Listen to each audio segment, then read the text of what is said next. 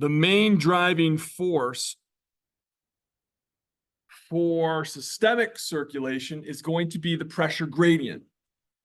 And so just to kind of review, you remember that figure that I kept referring back and forth to last class that had that picture of the, let me just go there. Let's just go there. There we go, this one. All right, so this picture here, which is basically showing us, all right, the pressure gradient across our entire systemic circulation starting, oh, you guys can't see that, I forgot. Oh yeah, you can. Can you see my mouse? No, can't see my mouse on there. Starting here, right, that's where at the aorta, the blood immediately leaving the heart, and you notice that it's relatively high, okay? When we measure the map, the mean arterial pressure there, we're going to see it's roughly on average about 93.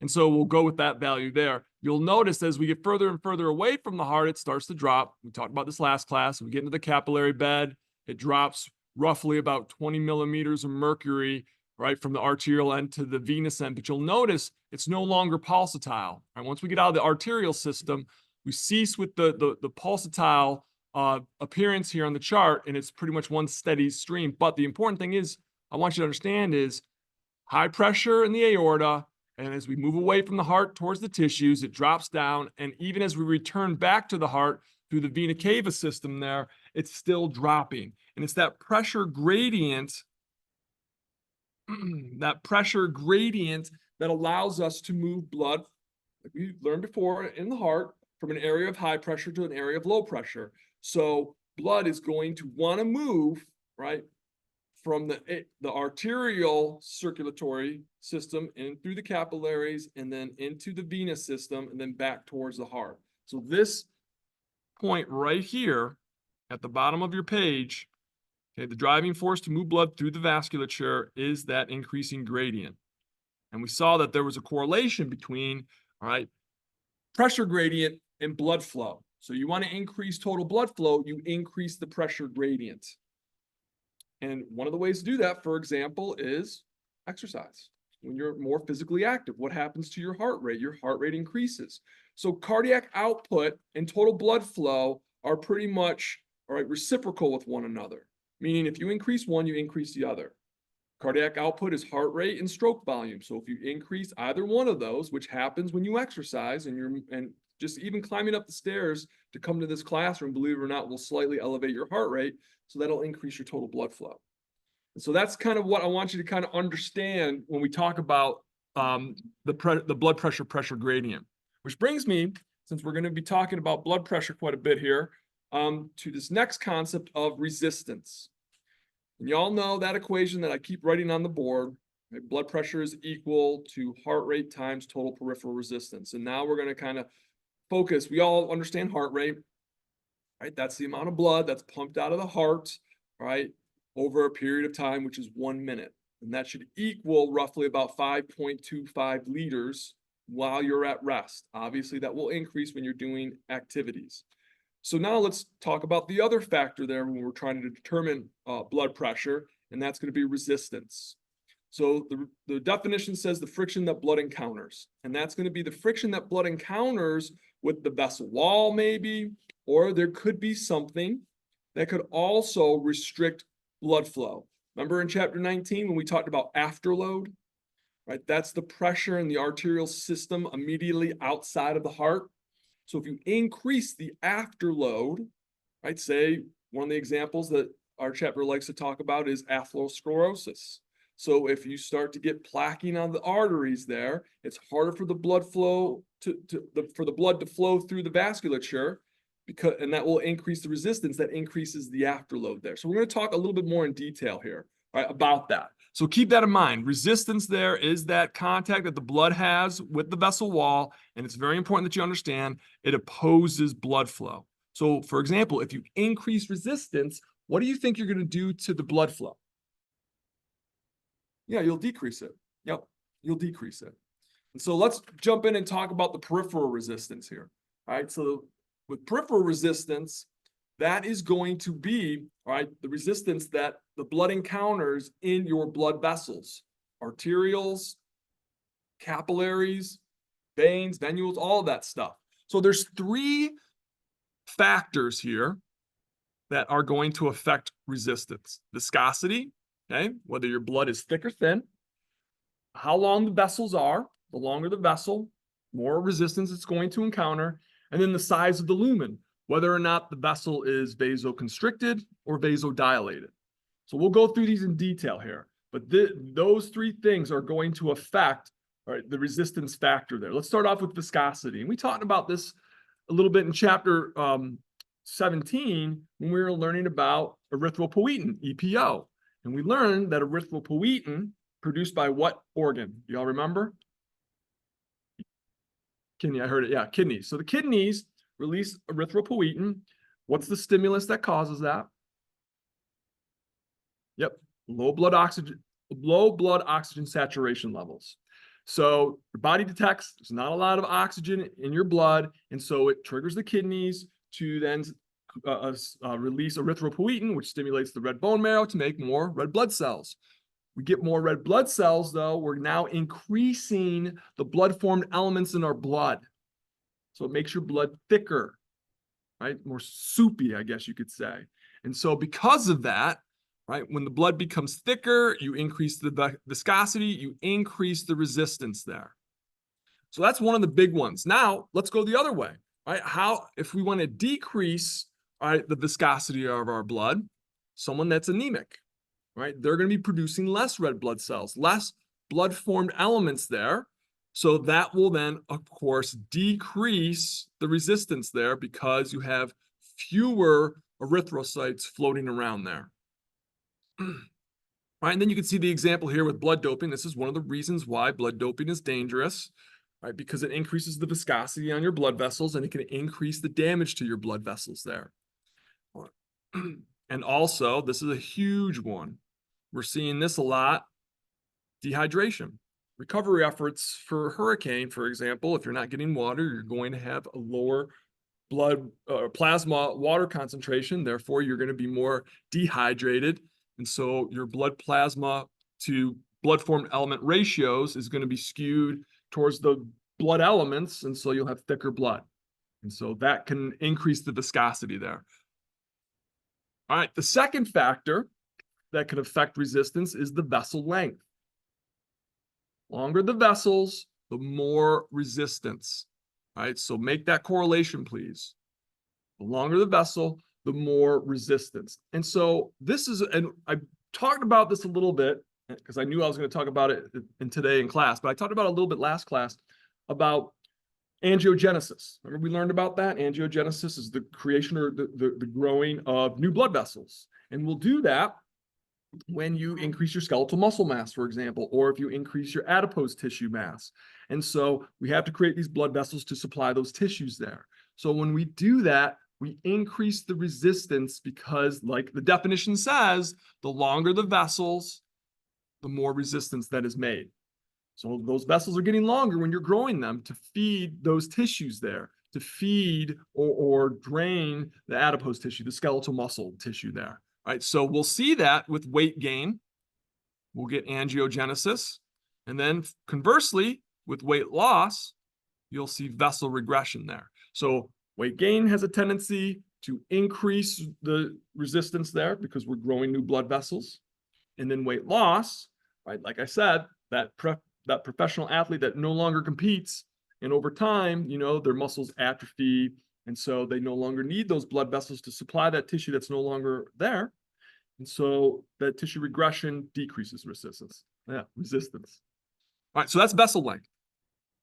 And then our final one was the lumen size. And so this is the vessel radius. So y'all know this one. This is probably the easiest one that I'm going to talk about today. As you know, when you have a vessel that's vasodilated, right, it's bigger, so blood can flow through it. And that's because blood likes to flow in this fashion here called laminar flow. I'm going to draw this on the board because it'll take me too long on the computer.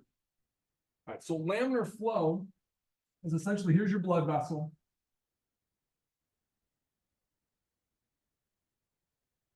So when blood is flowing, it likes to flow in this fashion here. obviously, okay? So it's going to be flowing across through the blood vessel. Here's the issue, though. The blood that's flowing closer to the vessel walls here. So the top of this vessel that I drew on the board and the bottom of this vessel that I drew on the board. Right? Those arrows that you're seeing here, they're going to encounter more resistance. The ones in the middle, though, won't.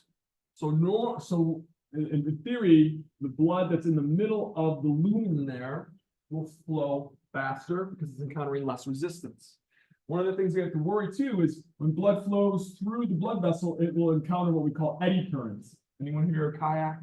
Christian, you rock on, but you don't kayak, probably.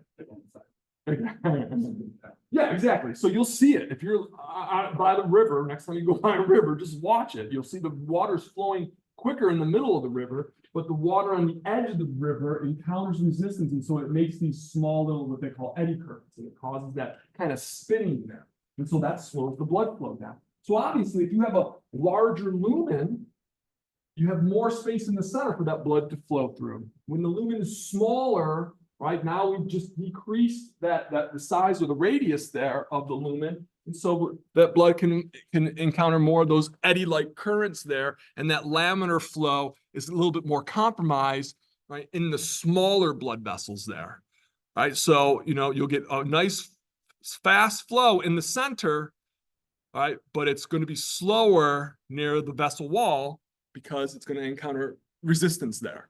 So this here, as we increase the diameter, we decrease the resistance.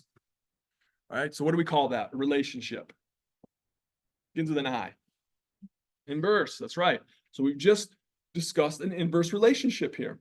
Okay, so increase the diameter, you'll decrease the resistance, and vice versa. If you decrease the diameter through vasoconstriction, you're going to increase the resistance there. So there's this nice little equation that you can see here. That's flow, is proportional to the radius to the fourth power there. So basically, if, like the example says, the radius increases from 1 millimeter to 2 millimeters, all right, you are going to change that flow 16 times. All right, so how do I want to say this? 2 millimeters to the power of 4 is going to be 16. All right, 16 times greater. So just kind of keep that in mind. You don't really need to worry too much about, all right, that equation there, but I just want you to understand this relationship that I just pointed out. Very, very important there. Which makes sense, though, if you think about it, right? Blood's going to be able to flow much easier through a larger vessel than it is going to be through a smaller vessel. So this equation you will have to know. Right? It's on your equation sheet. Flow is proportional to delta P over R. And I'm going to go over this with you here. All right, so now we're going to start talking about, all right, total blood flow. This is an important concept, but one that you probably just one that you probably understand and know, but you haven't connected all the dots yet, that's where I'm here. I'm here to help you, okay? So total blood flow is the amount of blood moving through the system per unit of time. So that unit of time is going to be a minute. So let's go over some of these letters here. So F is flow. This symbol here is proportional to. And then delta P, all right, that's going to be your pressure gradient. We just got done talking about the pressure gradient at the end of last class and the beginning of this class. All right, and then that is divided by R, which is resistance. So we'll go through. So when we're talking about delta P, as we increase that pressure gradient, for example, if we go from our mean arterial pressure of 93 millimeters, all right, of mercury to, let's say, 150 or 140. I think that was the example that I gave last time. All right, and still the pressure in the vena cava is still going to be 0. We've increased our pressure gradient. So therefore, we've increased flow, right? As long as we haven't really been messing around with the resistance too much. Now, conversely, right, so again, we can say increase the pressure gradient, increase the blood flow. And this is all generated on cardiac output, okay? We increase our heart rate, we're going to increase the pressure of the blood exiting the heart. Same thing with stroke volume. If you increase the stroke volume, right? That increased stroke volume is going to increase the pressure, okay? So resistance is inverse relationship. So if you increase the resistance, you're going to decrease the total blood flow there. We just talked about the 3 different ways that we can increase the resistance. We can make your blood thicker. We can actually change the lumen size there, or we can just make it have to go through a longer blood vessel length, all right, which would be maybe, someone that's gained weight. All right, so I'll show you 2 examples here that will kind of explain this a little bit in picture form. All right. If you look at the picture here, well, let's first go up to the top of the page here. Okay, so total blood flow is going to be proportional to the pressure gradient, all right, over resistance there. So if you think the pressure gradient, like it says here, it's established by the heart. The heart determines that. And you know that because cardiac output is 2 factors that are generated, right, by the heart rate and stroke volume. So the heart is going to determine what that pressure gradient is going to be. And then resistance is going to be determined more so what's going on in the periphery, in the vasculature. So if we look over here, right, if we're going to increase our total blood flow, here are some of the examples. To increase the total blood flow here, the heart, right, it can increase the heart rate and or increase stroke volume. So more blood will be pouring out of the heart. So that will go, here's your normal pressure gradient. Now you start to exercise and work out, your heart rate increases. Now we have a steeper gradient. So we've increased that amount of pressure in the system. That will increase total blood flow. Now let's go to resistance. If you want to increase the blood flow, what do we do to the resistance? Remember, it's an inverse relationship. So if we want to increase blood flow, we decrease the resistance. We make either the blood, all right, thinner, kind of hard to do, all right? I mean, you can do it, but quickly, though. If you want to get this to be almost an immediate response, the best way to do it is mess around with the lumen size, because it's going to take time to grow blood vessels, right, or regress blood vessels. So almost the immediate response that we're going to be dealing with most of the time is the lumen size. So if you want to decrease the resistance, right, in order to increase the blood flow, what we'll do is we'll cause vasodilation. We'll increase the lumen size, more blood can flow through. And then if we want to decrease our total blood flow, we'll slow the heart down a little bit, decrease the heart rate, decrease the force of contractility of the heart. So it's not pumping as hard. That will drop, right, your pressure gradient. Right, instead of 93 millimeters of mercury, maybe we'll drop it down to 60 millimeters of mercury, right? And so it's a much smaller pressure gradient there. So that will decrease blood flow.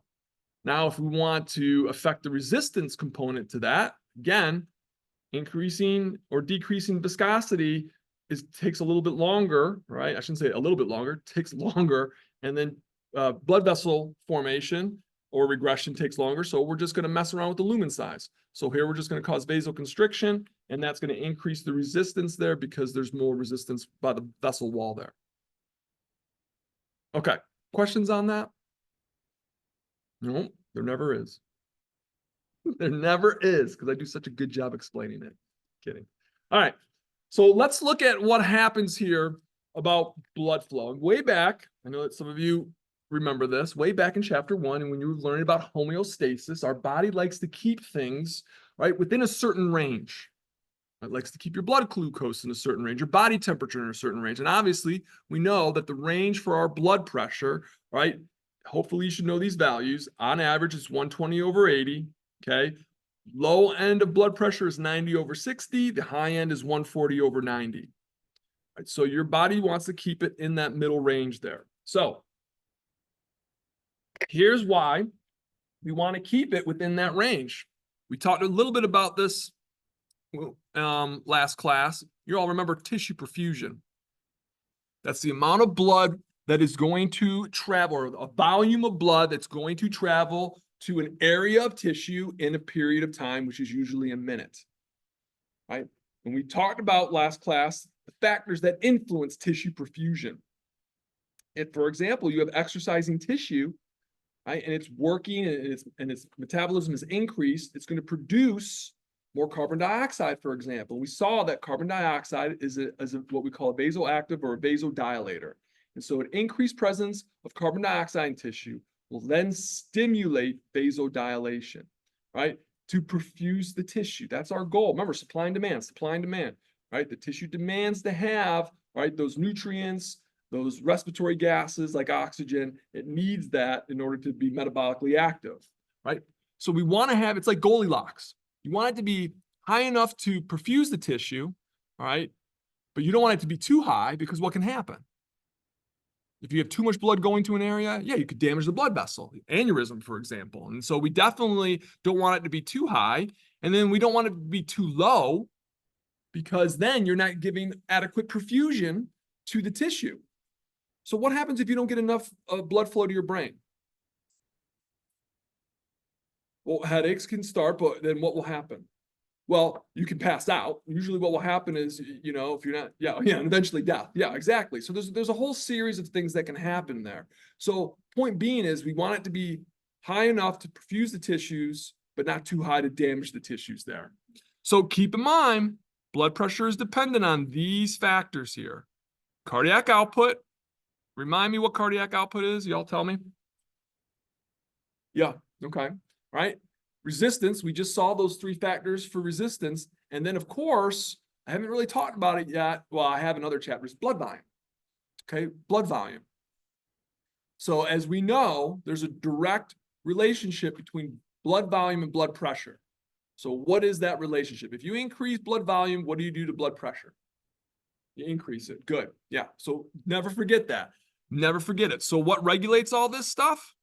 Nervous system and the endocrine system. Right? Your control center. Okay, going back to chapter 1, all right, on our reflexes, or on the homeostatic mechanism there, stimulus, receptor, control center, effector. And so our control center, the nervous system, and the endocrine system are going to help, all right, regulate all of these things that I just circled here. They're going to help to regulate the cardiac output. In chapter 19, we learned what factors, both nervous and endocrine, how they affect the cardiac output. Okay. So now let's talk about, in detail, right, the aspects of our control center's effect on blood pressure. So let's start with the nervous system there, okay? So in chapter 14, we learned about reflexes. So this is just, there's different types of reflexes. And so this is our autonomic reflexes, which is nice because we don't have to think about this. So the autonomic reflexes, right, keep this in mind, governed by the nervous system, are going to be for short-term purposes. Long-term, that's endocrine, right? But short-term is going to be our nervous system there. So, of course, when in doubt, when you have no idea where the control center is for anything, always think, obviously, the brainstem, but specifically the medulla oblongata. Okay, the medulla oblongata. And so it's here in the medulla oblongata where we're going to affect cardiac output, which we talked about in chapter 19, and we just learned about resistance. Right, and so this is going to happen, for example, and it's all happened to most of us. If you stood up too quickly, momentarily, you get kind of lightheaded, but then you don't topple over because your body starts to get the blood to your brain that it adequately needs. Because that's what happens when you stand up. I'm sure some of you have heard of orthostatic hypotension, right? So orthostatic has to do with your body position. If you go from, say, you're laying down flat on your back you took a nap, and your alarm clock goes up, or you're a fireman and the fire bell goes up and you have to jump out of your bed. If you get up too quickly, you could, in extreme cases, pass out, all right, but you can get lightheaded for a moment. And that's because we're not adequately perfusing those tissues there. And so when we're talking about the cardiovascular center here, we have two components, the cardiac center and then the vasomotor center. The nice thing is they're both located in the medulla oblongata. And so we talked about the cardiac center in chapter 19. We had the cardio-inhibitory center and the cardio-acceleratory center, right? Sympathetic nervous system, parasympathetic nervous system, right? So now we're going to be talking about that a little bit, but mainly we're going to be talking about the vasomotor center here. So the cardiac center is going to influence our blood pressure. How? Through cardiac output. Right? So through cardiac output. And so again, I'm all in favor of trying to this class, because the material is not the easiest material. I try to make it as easy as possible to try to remember. All right. So I like to use the equations because you don't have to memorize as much. So blood pressure is equal to heart rate times total peripheral resistance. And then we got our cardiac output is equal to heart rate times stroke volume. And I'll even throw this one up there. Stroke volume is equal to EDV, which is what? What's EDV? Yeah, and then ESV and systolic volume. Good. Okay. So just a couple of those equations. The top one, you're not required. All right. It's helpful to know, but the bottom two, you are going to need to know for your test. Right. So you'll see how there's certain similarities between blood pressure and cardiac output. What's the big similarity? Heart rate. Yeah. Yeah. So heart rate affects both. And so that's what we're going to do here with the cardiac center here. We're going to influence your blood pressure, all right, with the cardiac output in both of these ways, but a lot of it's affected through heart rate there. Vasomotor center, okay, this one we learned briefly back in 210 when we talked about the sympathetic nervous system. Because remember, the sympathetic nervous system is the only division of the autonomic nervous system that affects the lumen size of blood vessels. Let me repeat that. It's not an antagonistic relationship. And I know I've mentioned this to y'all before. It's not an antagonistic relationship, right? So sympathetic nervous system, when it becomes more active, it can cause more vasoconstriction, right? And then when it becomes less active or downregulation, it will then cause vasodilation. It's like a muscle, right? When you contract it in the blood vessel wall, it makes the lumen smaller. And then if you want to make the lumen bigger, you just relax the muscle. It's like a fire on the stove, you know, and some of us are very familiar with that, especially through the hurricane, because if you had a gas stove, you were able to cook quite a bit. So if you want to turn the flame up, you turn the gas up higher, right? And so that's how it works for your sympathetic nervous system. You want to get more muscle contraction, smooth muscle contraction in the vessel walls. You stimulate those muscles through increased activity of the sympathetic nervous system. You want to get less constriction, or you want to have vasodilation, turn down the sympathetic nervous system and it causes the muscles to relax, increasing the lumen there. That's how we deal with it. Vessel constriction is going to influence resistance there. Because like I said, this is a short-term effect. That's a short-term effect, right? So pretty much the only factor out of those three factors that we discussed involving resistance is going to be the radius or the lumen size. The other ones take a little bit longer, and they'll involve the endocrine nervous system, the endocrine system. All right, so let's look at the cardiac center there. All right, you remember those two? This is just review. Those two nuclei, the cardioacceleratory center. So of course, sympathetic, and then the cardioinhibitory parasympathetic. This is an example of an antagonistic relationship between these two components. So the sympathetic nervous system there, all right, is going to stimulate the SA node to increase depolarization rates so we can increase heart rate. But notice it also affects the myocardium. Because remember, in chapter 19, you should definitely know this, right? The sympathetic nervous system can affect the heart rate and the force of contraction. The parasympathetic can only affect heart rate. It cannot affect the force of contraction there. So that's what we're talking about when we have, all right, the two paths here. You've got the SA node, which is heart rate. Okay, so if we look up here, heart rate, and then myocardium, that affects the force of contraction. When you affect the force of contraction, what can you do to the stroke volume? You can increase the stroke volume. So you notice how the sympathetic nervous system affects both of these. Parasympathetic nervous system only affects the heart rate when we're determining cardiac output there. All right, so keep that in mind. Increase heart rate, increase force of contraction, which means we're going to increase cardiac output, which means we'll increase right, our blood pressure, because that's a direct relationship there. Increasing heart, and if you look at it, if you increase heart rate, you're going to increase your blood pressure because they share the same variable there. Right, that's one of the ways there. Okay. Cardioinhibitory center, this affects both the SA node and the AV nodes here. So that just decreases the heart rate there. And so again, regardless, if we decrease the heart rate, we're going to decrease cardiac output. We also decrease the heart rate, we're going to decrease blood pressure. See how there's some shared variables and how they have those relationships there? So just keep that in mind. Decrease cardiac output, you will decrease the blood pressure. For some people, it's just easier to memorize it than memorize it. Right? Just trying to explain that to you on a physiological pathway system there.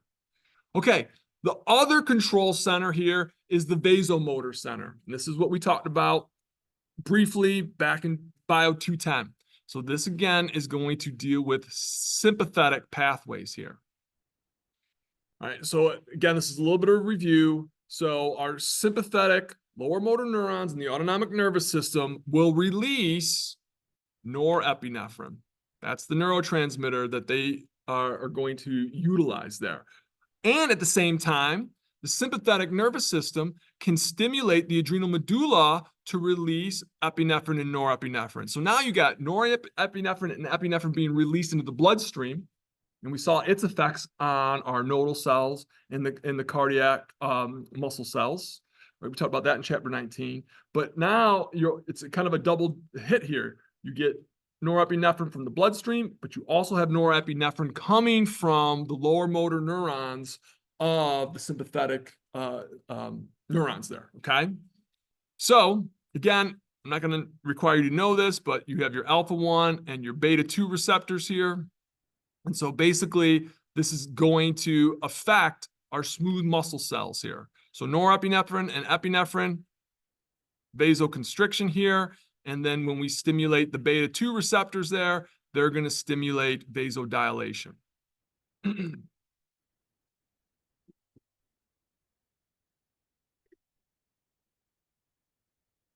All right.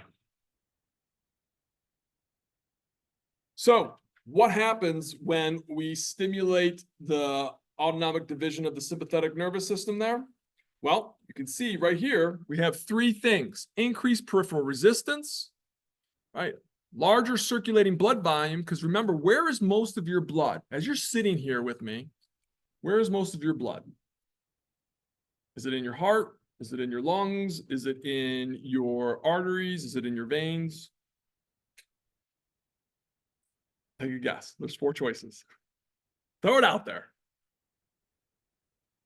It's in your veins, all right? It's in your veins, okay? At rest, normally it's about 55% of your veins act as a reservoir. Because as you're sitting here, your blood's pooling in your legs, okay? About 12% in your heart as it's moving through, right? And your pulmonary system, I can't remember if it's 12 or 15%. But again, most of it is in your veins when you're at rest, So when you are stimulating the sympathetic nervous system, for whatever reason, right, you're going to see, right, as we get vasoconstriction here in the veins, we're going to move blood from the venous reservoirs back into circulation. And so what are we doing? We're going to be moving that blood through, increasing your blood pressure. And so that's going to help increase blood flow. Right? Increase peripheral resistance here. How does that? Through vasoconstriction here. That's another way. If you look up here at this top equation, blood pressure is equal to heart rate times total peripheral resistance. If you increase vasoconstriction, you're increasing the total peripheral resistance, right? Wouldn't you agree? Because we're making the lumen smaller. Vasoconstriction increases resistance. That's part of total peripheral resistance there. Right? And then, of course, as a result of this, for whatever reason, when we redistribute the blood flow, normally it's going to be going to the metabolically active tissues there. Heart, lungs, brain, and whatnot. So we're going to be moving that blood from two areas of high need there. Right? So you'll see all of this occurring when we stimulate the sympathetic nervous system, increased peripheral resistance, larger circulating blood volume, and a redistribution of blood flow to the tissues that need it, right? And again, you're going to be stimulating, for example, when you go for a jog or a run or even a brisk walk, you're going to be stimulating your sympathetic nervous system there. Okay, so let's continue on with reflexes and talk about some of the components of the reflex. Remember, stimulus, receptor, control center, effector, right? So our receptors that are going to play a role in our regulation of blood pressure, first are the baroreceptors, right? And so the baroreceptors are the stretch receptors. So when there is a change in the stretch on the vessel wall, the baroreceptors are going to monitor that stimulus and then tell the control center what the heck is going on. So where do we find these receptors, right? We talked about this briefly. I'm going to come right back to this page, I promise you. You're going to see them here in the arch of the aorta, and then in the common carotid area here, called the carotid sinus there, okay? Does anyone, I know one person probably definitely knows this. Has anyone ever heard of a carotid rub? If somebody's blood pressure starts to go up, again, this is not how you treat blood pressure or whatnot, but if you just start to rub your carotid arteries there and stimulate the baroreceptors, all right, you can influence your blood pressure. And I'll explain more of that as we move through here, all right?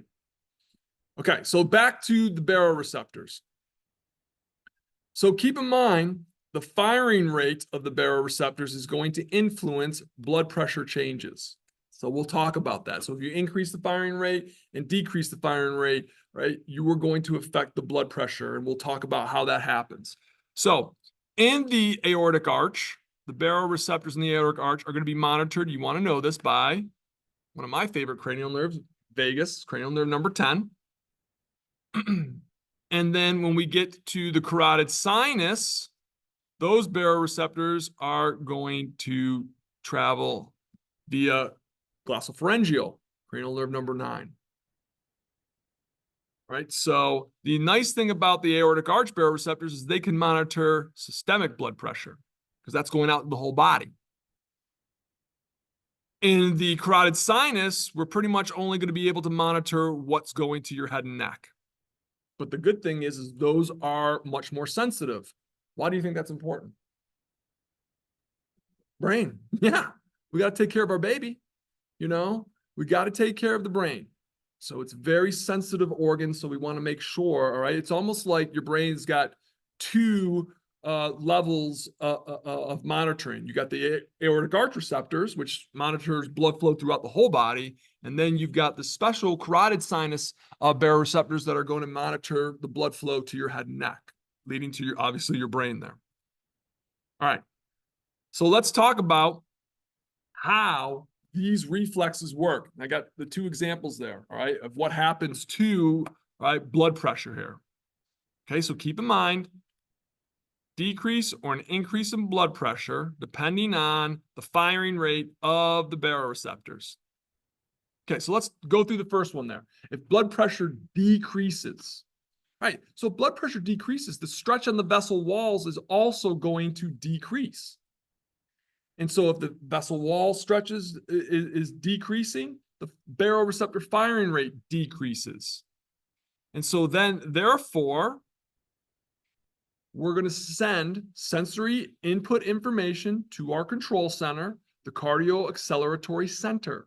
So your blood pressure is dropping for whatever reason, all right? You're bleeding out, whatever. Starts to drop.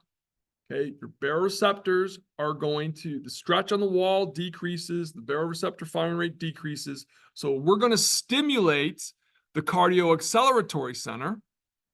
And then, as you know, cardio-acceleratory center can increase your heart rate, and it could also increase the force of contraction. It'll increase cardiac output. So if we increase cardiac output, we increase blood pressure, we increase total blood flow. We also, because we've increased the heart rate, you can see here on blood pressure, we're going to increase the blood pressure because it's one of the variables that influence blood pressure there. At the same time, we're going to inhibit the cardio-inhibitory center to make sure that the parasympathetic nervous system isn't getting in our way, like FEMA. Just kidding. I'm joking. I've just been hearing that all over the news. I had to throw that in there. I had to throw some current events out there. No, but seriously. All right. So we're gonna decrease, all right, the influence of the parasympathetic nervous system. So it's pointless to have us trying to increase heart rate and at the same time try to decrease it when you have both divisions of the autonomic nervous system doing what they do there. Right? So we make sure we take out the cardio-inhibitory center or minimize it. And then that way, our sympathetic nervous system can, when it's stimulating the vasomotor center, can increase vasoconstriction. Hello, total peripheral resistance. So now our cardio-acceleratory center has increased the heart rate. Our vasomotor center has increased resistance through vasoconstriction. Therefore, we've increased our blood pressure there. And at the same time, we've managed to increase our cardiac output because we increased the heart rate and we've increased the contractile force of the myocardium. Don't forget, the sympathetic nervous system can do that. So therefore, we've increased cardiac output. There's a lot of ways to look at that. Right? So just kind of want you to kind of get the flow. Let's try the other one here. Let's talk about what happens when your blood pressure increases. Right? So as the blood pressure increases, obviously more blood is going to be pouring out of your heart. So as more blood is pouring out, it's going to put a greater stretch on the vessel walls. And so therefore, we're going to increase the firing rate of the baroreceptors there in the aortic arch and in the carotid sinus. And so this then is going to cause, well, let's figure out how we're going to decrease our heart rate, or excuse me, how we're going to decrease our blood pressure. We want to take out, I say take it out, but we want to minimize, all right, the cardio-acceleratory center. So we want to decrease sympathetic input, while at the same time, we want to promote or increase the cardio-inhibitory. So we'll stimulate the parasympathetic division there. So we'll send messages to the SA node, right, via the vagus nerve and to the AV node, right, and we will cause a decrease in the firing rates of the heart, right? We're going to slow down depolarization. Therefore, we're going to decrease our heart rates through the parasympathetic nervous system there. Now, at the same time, too, we're going to tell the vasomotor center to take a break. So we're not stimulating the sympathetic pathways to the blood vessels. And when that happens, we're turning down the gas on the stove, and that's going to cause an increase in the lumen of the blood vessel wall. So what does that mean? We're going to decrease the total peripheral resistance. So we've decreased the heart rate. We've decreased the total peripheral resistance. What happens to the blood pressure? Decrease it. That's what we wanted to do. Okay, we've decreased our cardiac output. Therefore, now we've lowered our blood pressure. Okay, so all of this, right, what I've just talked about, is for the neuronal control there. And so that is short term. That's great in the short term. But now let's get into and talk about the long term here in a moment. But I've only talked about one receptor right now. I've only talked about the baroreceptors. There's another type of receptor that we've talked about before, right? And those are, do y'all remember? Chemoreceptors. Yeah. Okay. We know that chemoreceptors are going to monitor, right, what is in the. It monitors a solution and what is the dissolved solute concentration in this what is in the solution there. So the chemoreceptors, same thing, they're going to affect our blood pressure. So, and here's the thing where you're going to kind of be a little bit surprised about some of the factors that influence heart rate. Okay, a lot of times you would think that, well, I'll get to that. I'm getting ahead of myself. All right, okay. So here we go. Chemoreceptors. You have your peripheral receptors, same areas there. Aortic arch and the carotid bodies there. And so same nerve. So you don't actually have to learn anything here, right? You've got in the aortic arch, vagus, and then the carotid bodies there. This is where our common carotid artery bifurcates into the external and internal carotid arteries, right? That is going to be glossopharyngeal there. So if you notice here, here are the things that are going to affect your chemoreceptors: carbon dioxide levels, blood pH, right, and oxygen. Okay, those three things: carbon dioxide levels, blood pH, and oxygen. Now, specifically here, right, what is going to increase our blood pressure here is if you have high carbon dioxide, a low pH, which means what? What is your blood if it has a low pH? It's acidic, which means it has a lot of what type of specific molecule floating around? Hydrogen ion, yeah, H plus, good. And then the last one is very low oxygen. And notice, I didn't just throw that in there, very low, okay? Low oxygen won't have as much of an effect, okay? But we'll get there. So this is going to then stimulate those chemoreceptors, which will then influence, all right, the vasomotor center. We'll talk about this here. All right, so what will happen is we increase our blood pressure. We're going to be moving more blood to your lungs. Keep this in mind. We're going to breathe off those high carbon dioxide levels. And therefore, as we do that, we're going to be, and we'll learn this in the respiratory chapter in detail, so don't worry, just for right now, just kind of memorize that. But as you breathe off carbon dioxide levels, the more carbon dioxide that you have in your blood, the more acidic your blood will be. And we'll learn about that chemical reaction that creates carbonic acid and all that fun stuff, all right? So you expire more carbon dioxide, and that increases your pH back to, or hopefully close to, that 7.35 to 7.45. That's our goal. All right, and then a couple other spots. Again, we'll talk more about the chemoreceptor reflexes in another chapter. I just want to introduce that to you. All right, other areas of the brain that are going to play a role: hypothalamus. Whenever in doubt, guess hypothalamus, because the hypothalamus regulates your endocrine system and your autonomic nervous system, right? It's the master gland, it's the master control center there, right? And so it will then affect your cardiac output and the resistance because it regulates the autonomic nervous system there. And then our limbic system, okay, remember, what's the limbic system? Yeah, the emotional aspect of your brain. So if you get scared, if you're frightened, you'll stimulate your sympathetic nervous system, fight or flight. Right? And so that too can affect, all right, your reflexes there, or even too, if you're having if you have a, I don't want to say this, a memory, all right, of something that scares you or something frightening, that too can stimulate a fight or flight response. Okay, let's jump into the endocrine system, all right? We introduced you, all right, to some of these hormones, and now we're going to go into a little bit more detail. And so this one should look familiar: angiotensin, right? And so we call it the Renin-Angiotensin system because we're going to be talking about two hormones. Well, there's actually more, but we're going to talk about two of these hormones here. All right, so here's the scenario, and we talked about this back in chapter 17. Your liver is constantly making this specific molecule here, angiotensinogen. As you're sitting there right now, our livers are making it, but it's inactive. It just flows around in our blood.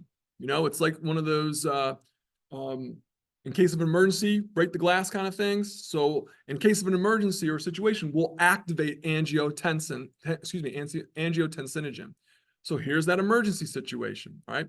Here we'll see the kidneys, when stimulated because of your low blood pressure, when your blood pressure drops down, okay, the kidneys, which are the one of the major organs in your body. A lot of us think our kidneys just filter our blood. That's very true, but they're one of the major organs in the body that regulates your blood pressure. They play for this reason here, okay? And others that we'll learn in chapter 24 when we do the kidneys, the urinary system. So you have low blood pressure, and so it stimulates the release of renin. And so renin gets dumped into your blood, and it meets up with angiotensinogen, and it converts angiotensinogen into angiotensin 1. Still not an active enzyme yet, all right? But we're getting there. We're halfway there. So angiotensin 1 is floating around in your blood, and it's going to make its way to your lungs. And it gets to your lungs, and it's going to encounter a very special enzyme that sits on the alveoli of your lungs. And that enzyme is nice enough to have a whole drug class named after it, right? So the enzyme is called angiotensin converting enzyme, or ACE for short. Okay, some of you may have heard of ACE inhibitors, right? And so this is the enzyme that converts angiotensin 1 into angiotensin 2. Now we'll talk about the effects, all right, of what angiotensin 2 does. But you all kind of, this should be a little bit of a review, because I know we talked about this back in chapter 17. So one more time, liver is constantly making angiotensinogen. Blood pressure decreases, or the sympathetic nervous system will stimulate the release of renin from the kidneys. Renin meets up with angiotensinogen in the blood, converts it into angiotensin 1. Angiotensin 1 travels to the lungs, right? And ACE, angiotensin converting enzyme, converts angiotensin 1 into angiotensin 2. So let's talk about what angiotensin 2 does. Well, obviously, it's going to raise the blood pressure, because one of the stimulus for its creation was low blood pressure. So how does it do it? Right here, vasoconstriction. Okay, so it causes significant vasoconstriction. And so what do we know? Go back to your equation. If we get vasoconstriction, we increase resistance. We're increasing that variable. Total peripheral resistance. We increase the total peripheral resistance. We're going to increase the blood pressure. But there's a couple other things it also does. It increases the thirst center. So it stimulates the hypothalamus, makes you thirsty, and then you drink more, and eventually that water goes from your GI tract into your blood. What's it doing to your blood? Increases blood volume. Increased blood volume, increased blood pressure. All right, and then, right, not done yet. We're going to go to the kidneys, and we're going to tell the kidneys, stop or decrease the amount of urine that you're going to make to pee out. So you retain more fluid. And so that's going to help affect the blood volume. So again, these three things here are going to have a direct effect on blood pressure, but also, this is important because we're going to talk about these two other hormones. It's going to stimulate aldosterone and antidiuretic hormone, ADH, also known as vasopressin. All right, so pretty important kind of scenario that we have here. Keep in mind, this is endocrine. So this is a longer effect, right? It takes a little bit longer for it to occur. All right. If we need a quick response, we rely on the neural system. If we want a longer effect, right, we're going to rely here on the endocrine system here. So this picture here is going to show you the whole pathway. So like I won't go over this, but here you can see the liver's making the inactive form. It combines with renin.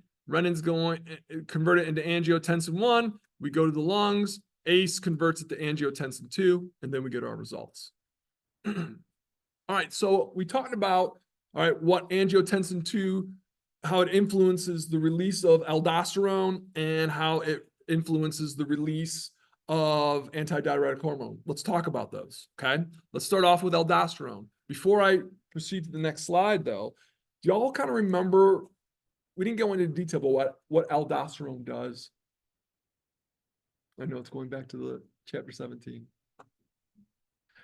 Fluid electrolyte balance, yeah, and mainly sodium, potassium, okay?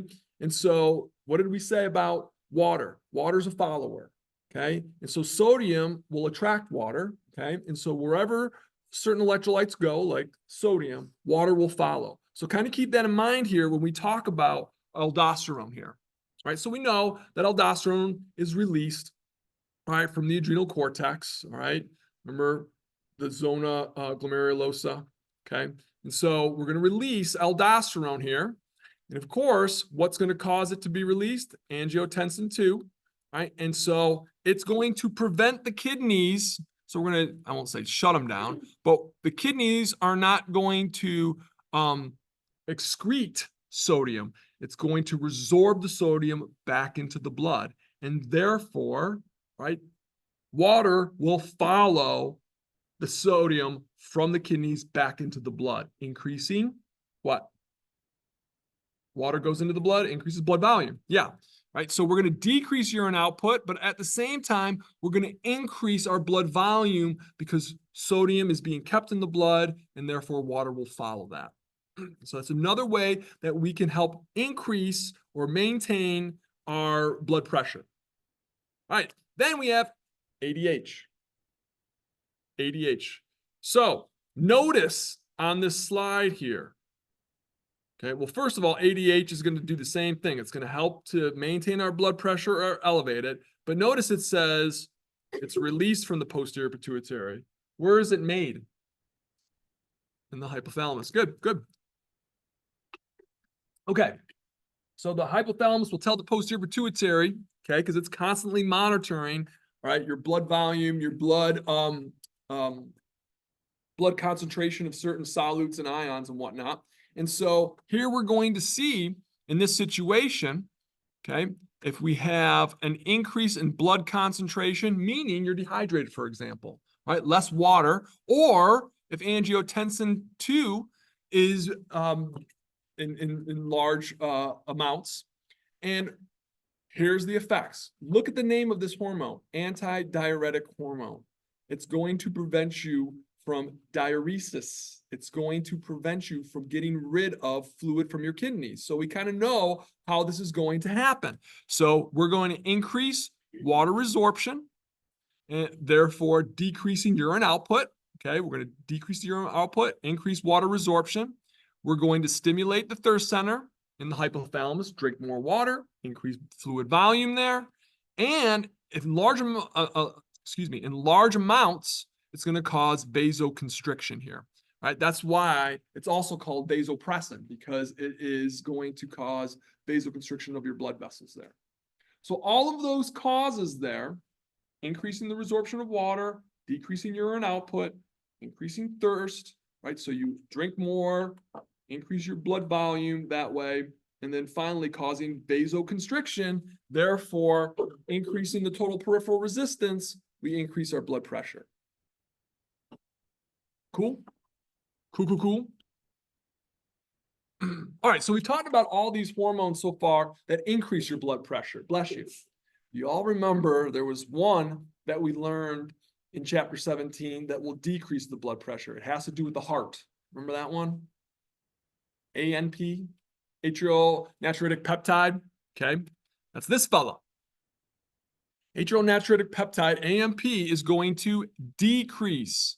And I'm going to apologize to you guys now because we're not going to go over fluid balance this semester. It's one of the chapters that we X'd out, but you are all more than welcome to go on my YouTube channel and watch one of my lectures on it, because we do talk about AMP in a little bit more detail there. All right. But anyways, so this should be a review to you. All right. You get an increase in your blood pressure. So what happens to the heart wall? You get an increased stretch. The baroreceptors monitor that stretch, and they immediately are going to cause vasodilation. So that atrial natriuretic peptide is going to cause vasodilation. So therefore, we're going to decrease the total peripheral resistance, which will help to decrease the blood pressure. And at the same time, now, what have we been doing this whole time with the previous hormones that we've talked about on the kidneys? They've been shutting down your urine output, keeping it very minimal. Now, all we're going to do is we're going to increase it. So we're going to pee a lot. And so, pardon?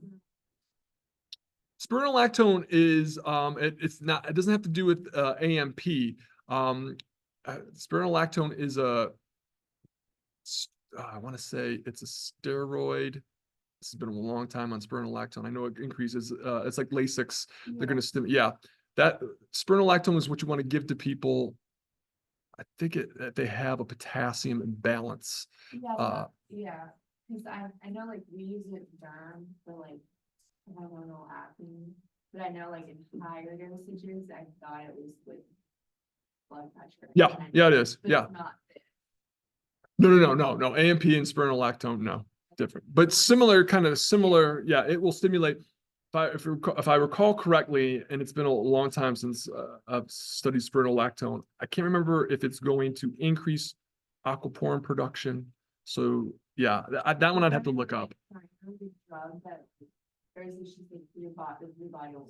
Yeah, your body, as far as I know.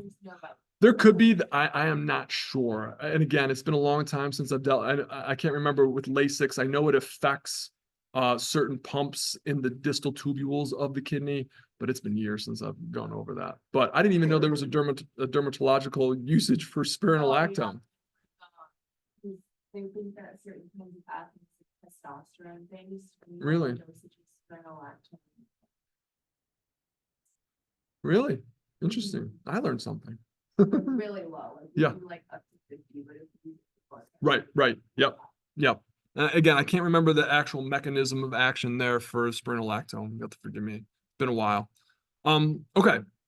So keep in mind, right? Well, this hormone here is going to be antagonistic of those other three that we discussed, but you'll see if we increase the urine output, we decrease the fluid volume. Right? And that is one of the ways that we can decrease blood pressure. And at the same time, we can cause vasodilation, decrease the resistance, also decreasing, all right, blood pressure there. So you'll notice here when we talk about all of these various mechanisms here, this is a nice kind of review here. This bullet point here, very important. Cardiac output, resistance, and blood volume. Those three things, right? We've talked about this whole time when we've talked about both neurological regulation and when we've talked about endocrine regulation. We're going to influence, all right, maybe all of them, maybe one of them, okay, maybe some of them, right? So blood volume, we know it plays a direct relationship with blood pressure, increased blood volume, increased blood pressure, for example, all right, resistance, inverse relationship, and then cardiac output. Right? Increased cardiac output, increased blood pressure, and vice versa. So really kind of, if you understand these, right, then you'll have a pretty decent understanding, right, of how blood pressure is affected. You'll notice there's tons of variables that affect blood pressure. I've had patients come in that have been on 4 different types of blood pressure drugs, 4 different types, and they still have elevated blood pressure. It boggles my mind, you know? So you'd figure that 4 drugs would affect those factors, or it's missing something. And so in some cases, it could be a tumor. I had a patient, her resting, I shouldn't say her resting, but when she'd come into my office, I'd take her blood pressure every time. It was like 180 over 110. It was ridiculous. And she looked fine. 4 different blood pressure medications. And I told her, I said, this is something that if this continues, you need to go and start off with an endocrinologist, because she's seen all these other doctors. I said, start there. And then eventually you're going to have to go and see maybe even an oncologist, because I couldn't think of anything else that was causing her increased blood pressure. Go ahead. Yep. All right. So y'all know when you've gone in and gotten your blood pressure taken, they put a blood pressure cuff on you. But that blood pressure cuff has got a much cooler name to it. Right? What do we call it? It's hard for me to pronounce, right? Sphingomanometer. You know, I'm having a hard time with saying that regularly. All right. So let's talk about what that is. First of all, I want you all to understand when you're looking at blood pressure, they're going to give you a value that is 2 numbers. Okay. Higher number and a lower number. The top number is the systolic, and that is when the heart is contracting. I feel like this is all review. And then the lower number is the diastolic. And so that's when the heart is relaxing. So obviously we learned back in the cardiac cycle, when the heart contracts, you increase the pressure gradient, all right? Pressure. And so therefore that number should be higher. So essentially what we do is when we take a blood pressure reading, we put the cuff around the arm. Usually they're going to read it off of the brachial artery. And you're going to compress the blood till you almost stop the flow momentarily of blood through the brachial artery. And then you're going to slowly let the air out and decrease the resistance there. The first sound that you hear, that is your systolic value, okay? That's the high number. Then you're going to keep listening to it, and you'll hear it. You'll hear it beats and beats and beats. And then when it goes away, that's the lower value, right? Now, there's different methods of trying to do that. And I had an employee of mine that was going to nursing school, and she was practicing her blood pressure readings and all this, and she was inflating the cuff and then dropping it down and then hearing the value, then inflating it like 40 millimeters of mercury above that. And I said, you know, again, that's however your teacher's teaching you. But I'm only here to teach you that systolic pressure is the top number, and that coincides when the heart contracts. All right. And that's the first sound that you hear. Right. And then your diastolic is the bottom, and that's when the heart relaxes, and that's when you no longer hear it. Okay. And that's basically how you read the blood pressure, which leads me to hypertension. Okay. Know your values, folks. Know your values. 140/90. Anything above that, as of right now, unless the Heart Association or the Cardiologist Association changes these values, which has been reported they might do. All right. But anything above 140/90 is hypertension, increased or elevated blood pressure. Right. So again, this is where you get concerned, because we said if you get too much blood volume, too much blood pressure, you can damage the vessel walls.